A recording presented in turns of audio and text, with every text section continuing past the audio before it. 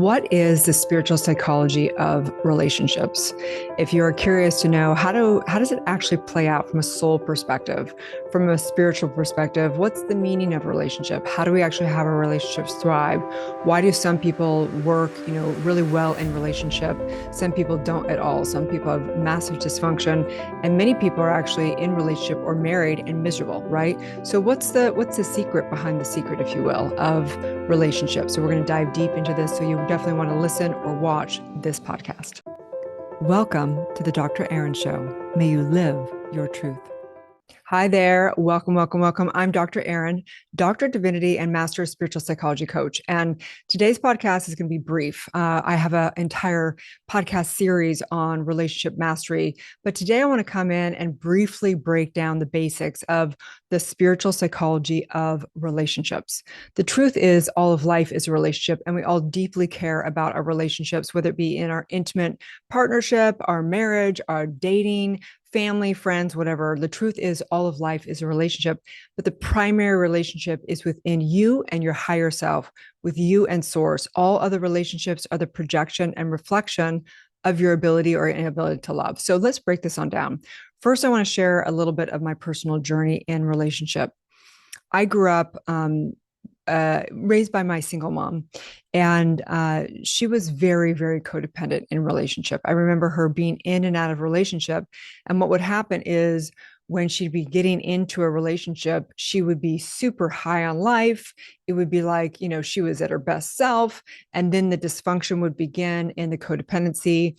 They'd get in a lot of arguments, they'd break up, she would be really sad, and then she'd get high again off of being single, and then she would get back in a relationship, right? So these were the patterns that I saw. My father was in marriages, multiple marriages, and would completely abandon us to go off to this, right? Not being a victim or talking about this as if, we all have our stuff, and I've made complete peace with my parents, and I love them, and I recognize they did the best they could do off of the parenting that they have.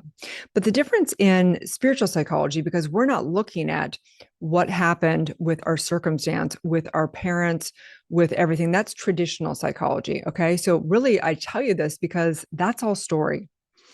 One child coming from that relationship may decide to have powerful relationships and be in really thriving relationships because they decided, right? They decided, I'm going to have a powerful relationship, right? Another child coming from that exact same situation would not thrive at all in relationship. So in spiritual psychology, we're looking at things a little bit different than traditional psychology.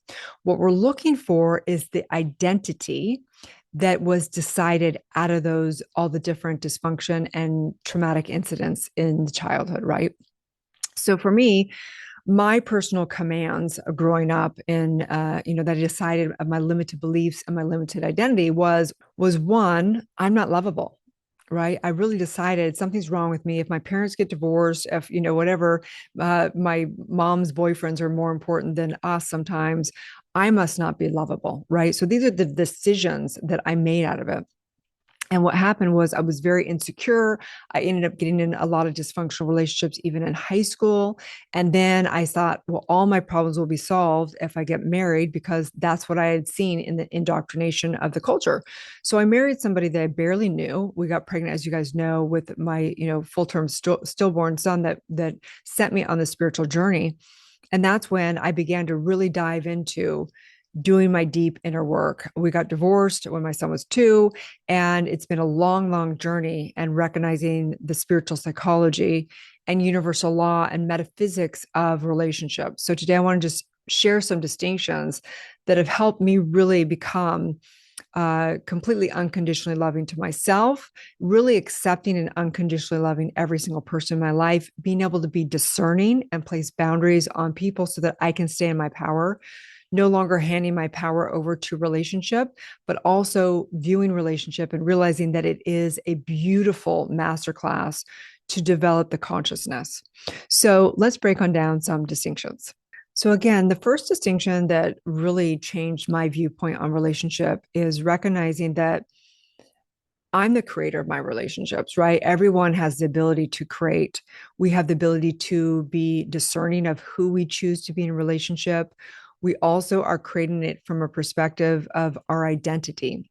Because the truth is that all relationships, again, are really a projection and reflection of what's happening.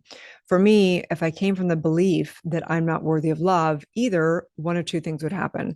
I would either call in somebody that was not even available, right? That really was a dysfunctional person, regardless, to fulfill that self-fulfilling prophecy of I'm not lovable. Or I would call in somebody that really was able to love, but I couldn't even receive it. So I would sabotage it or push them away regardless, right? So after working with so many clients and being trained, I've trained over 10,000 coaches now, soul-based coaches, in different levels of programs. And the core principle is recognizing that the primary relationship, I mean, all of life is a relationship, which means how are you relating to it? How do you relate to life? That's the relationship. Okay. So the primary relationship is with you and your higher self. How do you view yourself? Because that's the merging of into the one self-love, the unconditional non-judging of yourself.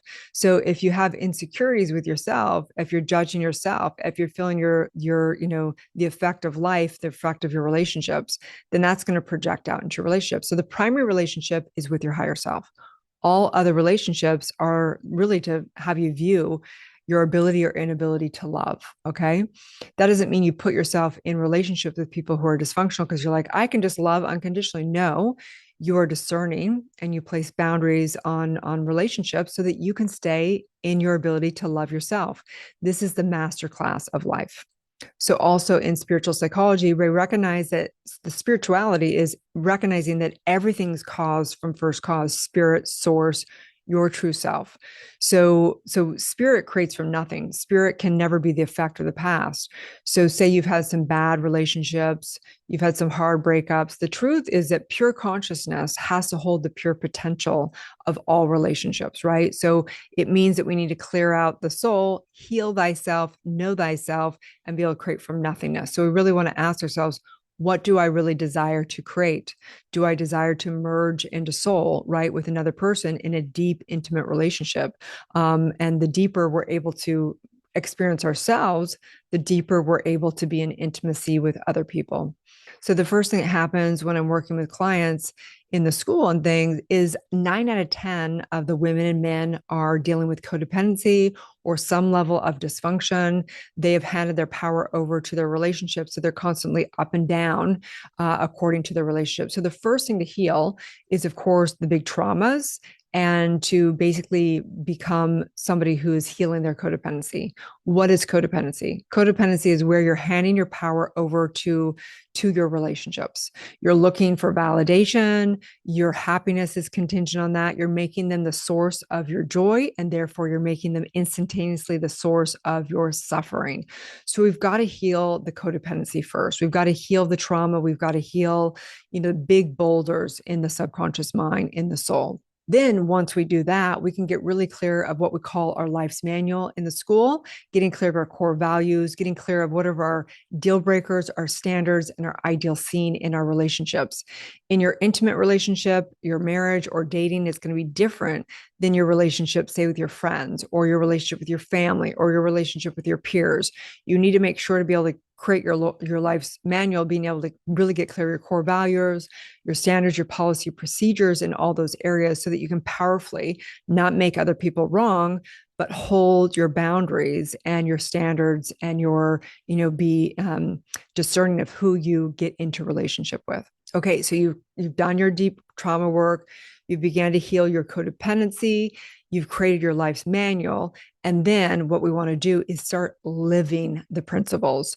We always say it's different to know the truth versus living the truth. This is where the rubber meets the pavement, meaning you got to actually live these principles, and you can't do it outside a relationship. I remember Werner Erhard had a great distinction. Relationships are like swimming. You can plan them all out. You can do whatever. You're sitting on the side of the deep end, but the only way to actually do relationships is to dive into the deep end. So now it's about practicing the principles. So again, to really heal my codependency, after I got divorced, I got into a really dysfunctional relationship. I tell my story of being engaged with a very famous rock star that was very very, very dysfunctional. And hence, I wanted to point my finger at him. And guess what? Three fingers were pointing back at me because I was codependent. So now we get to live the principles. And it doesn't matter if you're married, single, dating, in whatever relationship, these principles apply to everybody. I have relationships, married couples that come to me, people who are dating or people who just want to find, their partner. And the work is the same regardless. And just because somebody's married does not mean they're thriving. In fact, quite the opposite. The stats show that only 15% of marriages really are thriving. Okay. So you want to know that the grass isn't greener and that you need to do the work regardless if you're single or married or anything. And the principles go like this. When you do your life's manual and you're getting really clear of where you don't do well at all, the environments for your must-haves and your ideal scene, you have to take responsibility around those. So I remember when I went through 12 steps and getting really clear of healing my codependency, I had to take full responsibility, right? So I had to begin to look at where do I thrive and what do I need to make sure that I'm doing to take care of myself. I can't hand that over to somebody else. And when we get into these things, we have to communicate. Communication is the solvent for all relationships. And the more you communicate and you get to know yourself and you get to know your relationship, you get to know, your family members or your partner when you're dating or married, you're going to understand what they need to be thriving, what you need, and it may be different. And you need to come to a place where you're able to honor their truth, their relative truth, and honor your relative truth. There's ultimate truth, like you are one, right? Energy can't be destroyed. We're eternal immortal, but there's relative truth. And each person in a relationship has a relative truth.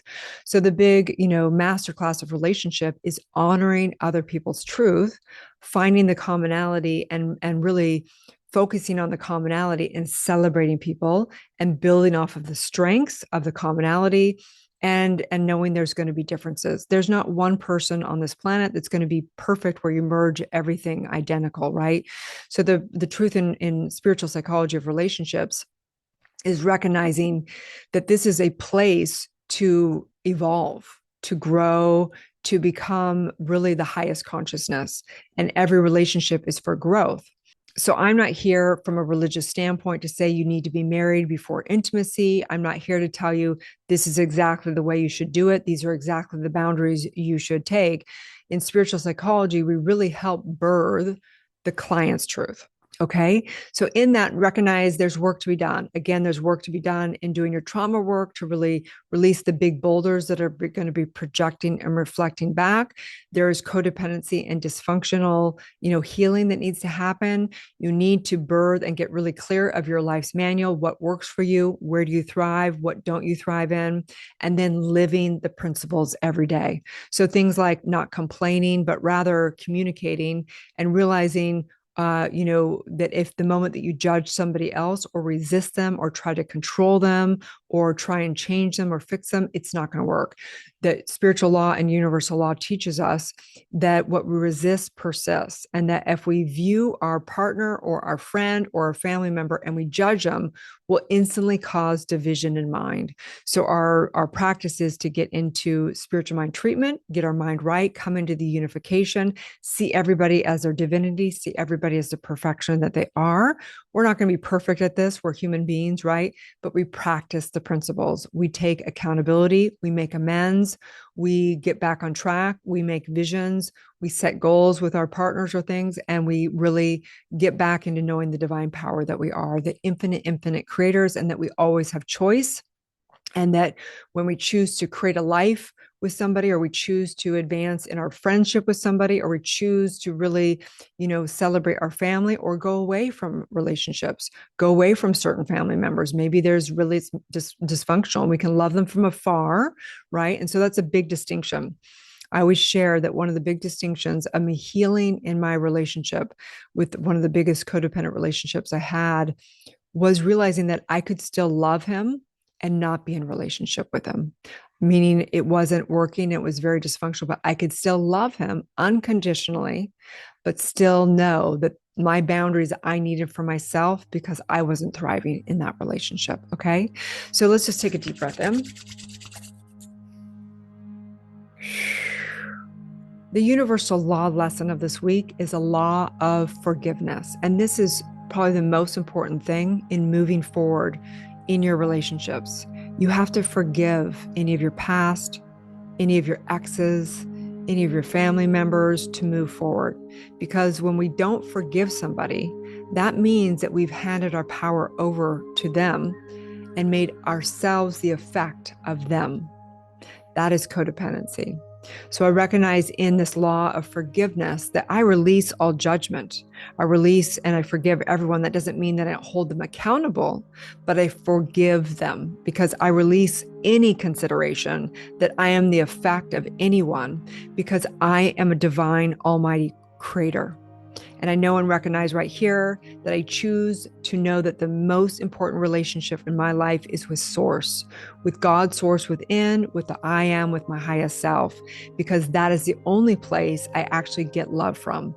That is the only place that I actually can bring my highest self, my fullest self, my healed self into a relationship. That is the only place that I can actually know that I can no longer be the effect of anyone, that I am responsible. I am responsible for my emotions. I'm responsible to place myself in relationship with healthy human beings that are willing to move forward and do the work. I am here knowing right here, right now, that I forgive everything and everyone, my parents, everything. They did the best they can. I choose to love them unconditionally. I see the perfection of everything they went through. And in today, recognizing the perfection and love and holiness of all of my relationships. I'm knowing absolutely thriving relationships, thriving lives. I release and know the only source of love is within. Everything else is a projection and a reflection of my ability to receive the love. It is done. It is done, as together we say. And so it is. And so it is. Okay, you guys, if you are new to this podcast, you can grab the free link to the Universal Law Calendar below. You can also join Soulciété membership. We still have founding membership pricing that's going to be going up by the first of the year. You can come in and get certified in SPPC, meaning spiritual psychology practitioner coaching, and the E4 method. You can binge also many of the different podcast series. We do this once a week. It's 11 minutes to 22 minutes. Get your mind right, come together, and you can also download the app. Come into the community. There's a free section on there as well. Get your mind right, state what you got from the podcast, whatever there is for you, and just know that I love you guys. Have a beautiful day, and may you live your truth.